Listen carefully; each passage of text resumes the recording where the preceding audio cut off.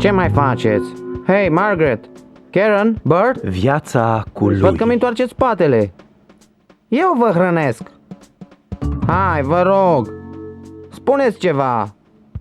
Vă rog. Lasă-mă. Vorbesc cu oamenii ăștia. Un animal în casă implică responsabilități. Mai știți cât vă doreați un animal când erați mici? Mami, luăm un câine. Oh, nu, năpârlește. Hei, dar o pisică? Nu, linge untul. Păi așa e, da. Și te alegi cu un peștișor. Exact. Nu știu ce e mai rău, un pește sau un câine. Cel puțin peștele nu trebuie plimbat. Au, vizionare plăcută! Un peștișor pe nume Piper. Școala generală era ca o cameră de tortură. Înăuntru ne plictiseam de moarte. Afară era și mai rău. Uram recreațiile. Terenul de joacă era locul de întâlnire al psihopaților și teroriștilor. Știai imediat cine erau răii școlii, fiindcă aveau întotdeauna două nume. Era Craig Eric, era Paul George și cel mai rău dintre toți... Oh, e micuțul Lulu. Măi, e marele Glen. Ți-am permis să-mi spui pe nume? N-aș prea crede. O să-ți aplic un șurub. Ce o să-mi faci? Ce o să-mi faci? Nimic. Îmi aplici un șurub. Exact. Te învăț eu minte să-mi pronunț numele. Probabil vă întrebați de ce mai ieșeam în recreații. Vă lămuresc în două cuvinte. Dă-i drumul. Jenny, Harper. Ți-am spus, dă-i drumul. Da, de ce? Pentru că altfel te pup pe gură și-ți dau și păduchi. Ai înțeles? Ia, pe mâine, Lulu. Hei, vreau să aplic un Era șurub. fata cea mai frumoasă din lume. Stai să te ajut, Lu. Sigur, ei nu i-am spus Of, asta niciodată. Doamne. Mulțumesc. Tocmai voiam să-i aplic figura Anderson. Tata a învățat-o în război. Da, știu. Am vrut să te scutesc de efort. O să-i aplici lovitura asta săptămâna viitoare, dar când nu o să mai fiu eu aici, da, Lu? Cum adică? Tata a primit o slujbă nouă. Ne mutăm. Pe loc, lumea mea se prăbuși. Ginny Harper se muta. Prietena mea cea mai bună, protectoarea mea. Haide, să ne întrecem.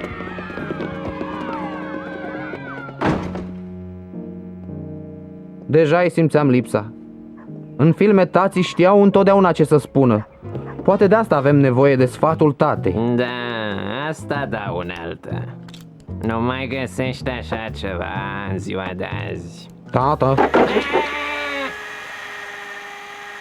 Ce crezi că faci? Nu te furișezi pe lângă un veteran. Ce e cu tine, mă rog? Spune! Jenny Harper se mută. Cine? Jenny se mută la Detroit. Păi, e un oraș mare, da. Se fac multe mașini acolo, dar de ce se mută? Tatăl ei și-a găsit de lucru acolo. Tata se lumină la față. Asta era. Urma să-mi dea un sfat, ca la televizor. Lui, uite ce ai de făcut. Aha, ascultă-mă aici. Află dacă Harper a promis cuiva locul de parcare. Al meu e departe, în spate. Dacă mi-l dă mie, aș avea mai puțin de mers dimineața. În război am mărșăluit destul. Nu mă deranjează mersul, dar aș dormi 10 minute mai mult. Înțelegi, mai băiete? Mulțumesc. Mi-ai fost de mare ajutor. Mai rămăsese să vorbesc cu mama. Deci Jenny se mută. Mhm. Știu că prietenia ei e de neînlocuit, dar poate-ți găsim un prieten nou. Unde? La Party Line? Lui. La ce-i trebuie un animal? E strigător la cer. I-am dat un frățior. Putem să luăm pisica? Hai, mami, te rog. Uite ce frumoasă e. Te rog, mami. Nu, o să lingă untul. Ce? Da, sar pe bufet și ling untul pe care noi îl mâncăm. Da, toată lumea știe. Ce, vrei să ne omori? Linge unt. Putem să luăm cățelul, mamă? Te rog, ne apără de hoț. Nu o să vă mai cer nimic. O să-i spun Mafic. Hai, mami, lasă-mă să-l iau. Nu, năpârlesc. Ce pasăre Și drăguță, tata? vrei un biscuit? Le cade părul, înfundă canalizarea, casa e inundată și tu... Sigur, mama avea idei proprii despre animalul ideal de casă. Păi dacă nu luăm nici câine, nici pisică, atunci ce luăm? Ia-ți un peștișor? N-are niciun haz. Când eram mic, doar pești erau acceptați în casă, except în căpușele care te înțepau în ceafă și se umflau ca baloanele. Oricum, nu existau magazine de-astea. Îi pescuiam direct din lac. Am învățat ce-i responsabilitatea de la micul Solzi. Ce știi tu? Salzi, ăsta nu-i nume de pește. E un nume foarte potrivit.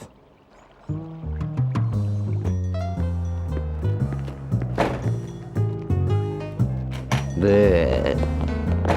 Să ai grijă de pește, e clar, lui? Dacă ne face probleme, ajunge Saramura. Se va atașa de tine. Cum o să-i spui? Piper, Nu-ți place Solzi Junior? Piper. Ia-l pe Piper și du-te, o să vă împrieteniți. Ah, da? Ce să fac cu el? Să-l pun în lesă? Să-l plimb pe trotuar? Nu-mi spune că ne face deja probleme. De vânzare. Drăguț din partea ta să vii să ți-ai rămas bun. Mi-am scos peștele la plimbare și, dacă tot eram prin zonă... Ei, Acum era momentul, unica mea șansă să-i spun ce simțeam. Jenny, da? voiam să spun că Ce e lui? tatăl tău a promis cuiva locul de parcare? Oh, ce idioție am spus. Oh, ce Haide, tâmpit. Ginny, trebuie să plecăm. Imediat, tati! Uite adresa mea. Poate o să-mi scrii cândva. Pa lui. Pa. Într-o clipă totul se terminase. Ginny a plecat fără să știe ce simt pentru ea. Hei, boule! Oh, ia te uită! Micul lui are un peștișor! Ce zici, cicatrice? Pare destul de gustos, nu-i așa? Oh, da, iar umple burtoiul. Ai vorbit cu mine? Să nu mă strângi prea tare. Am început să chelesc. Garda ta de corp a plecat. Cine o să te mai apere? Tontule! Hei, Glin, Glin, lasă-l în pace pe puștiul ăla grăsui și vino la masă imediat. Trebuie să plec, ne vedem mâine, Lulu. Ciao! Hai, cicatrice, vino.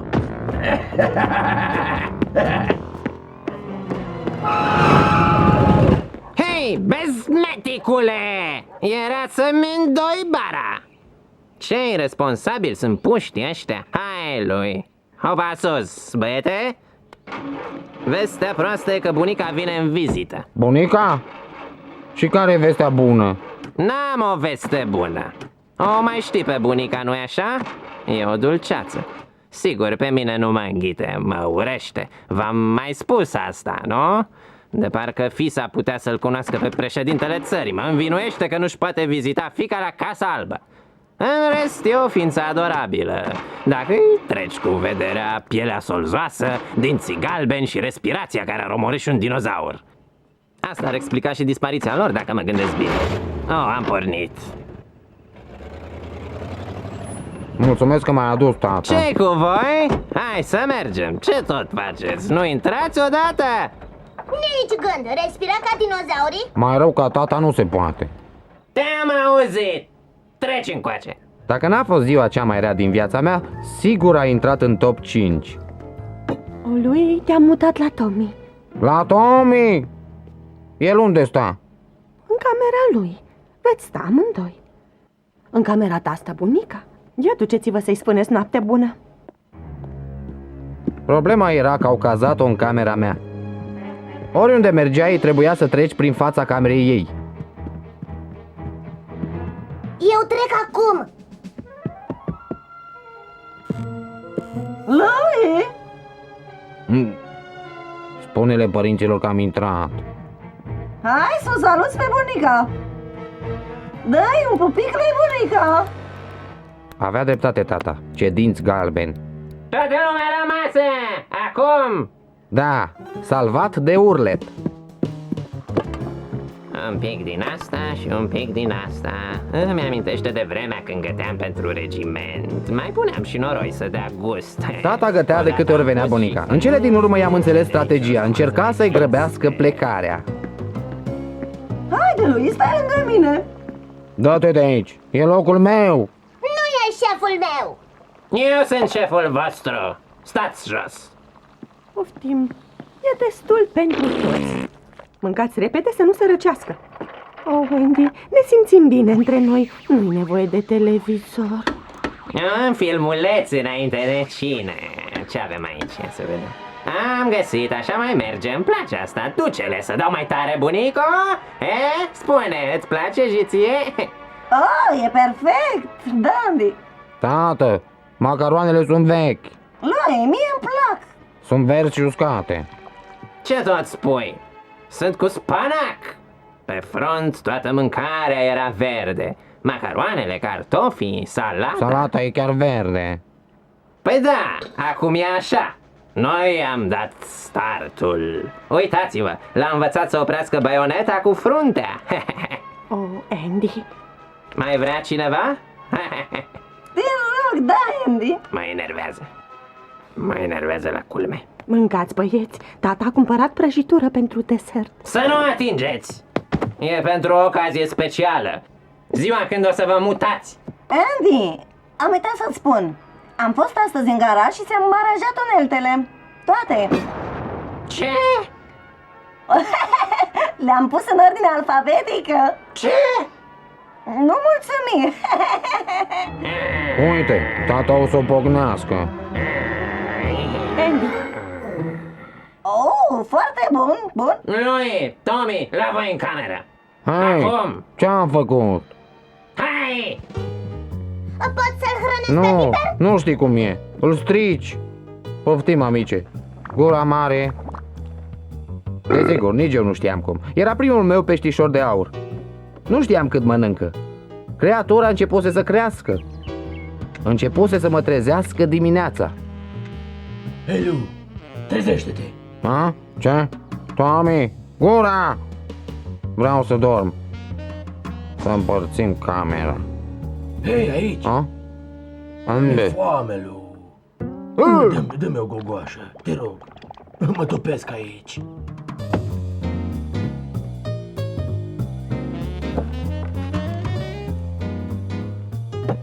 Nu vă atingeți de prăjitura mea. Hei! Prăjitura mea! Nu! Te fac file! Îmi iau cuțitul și te fac sote și te mănânc! Te viu te mănânc! ce se întâmplă? Tata îl mănâncă pe Piper! Îl mănâncă pe Piper! Peștele! Țâncii! Prăjitura! Andy, Copii ăștia! tu răspunzi de pește. Trebuie să ai grijă de el.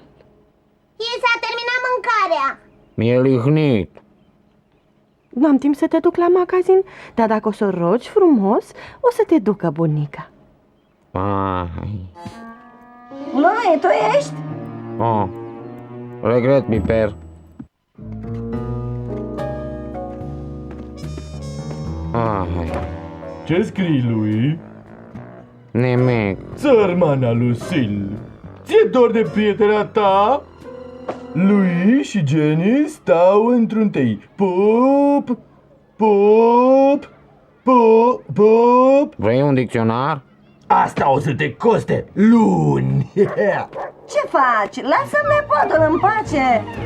Îmi cer scuze, doamnă, discutam și noi. Știu să recunosc un șurub când văd unul. Hai, dispari! Da, lui și bunica într-un copăcel. Bună, ce cauți aici? Tocmai mă întorceam de la magazinul de animale. I-ai luat mâncare lui Piper? Părea înfometat. Tu ai scris asta? Păi eu exersam alfabetul. Aha. Doar nu e Jenny Harper, nu? Dar tu de unde știi? Păi, mama ta mi-a trimis poze cu tine și cu prietenii tăi. E drăguța foc, păreți apropiați. Am fost. M-a părăsit. Oh, îmi pare rău. De ce nu-i scrii o scrisoare?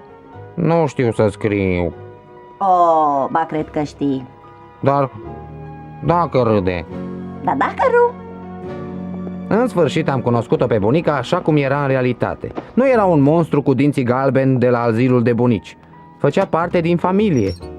ascultă sfatul unei bătrâne. Niciodată nu-i prea târziu să-i spui cuiva ce crezi despre el. Ei, vă rog, terminați! Lăsați-mă! Hei, Glen, știi ceva? Ești un cretin. Ei, Nu e chiar ce vroiam să spun. Vino, să vedem ce bunătăți a mai pregătit asta tatăl tău. Totul era perfect când...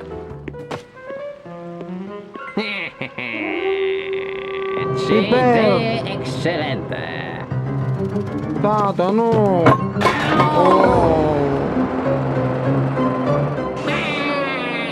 Era prietenul meu, cum ai putut să-l gătești? Cina mea! Nu o să te iert niciodată, Toată ziua am tata. stat pe la ca să-l prind. Tu l-ai prins? Exact! Cu mâinile astea cu care te voi strânge. Andy, Ce? Piper! Mi-a aruncat cina pe fereastră. i-am făcut o baie. Baie? Dar e pește. Acum e un pește curat. Bun, atunci să-l gătim. Andy, Nimeni nu-l mănâncă pe Piper, vă Păi asigur. ce o să mâncăm? Iar macaroane?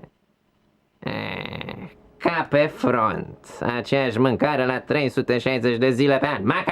Macaroane. Ei, a venit timpul să plec. oh, mama, ești sigură? Pleci? Ce păcat. De ce?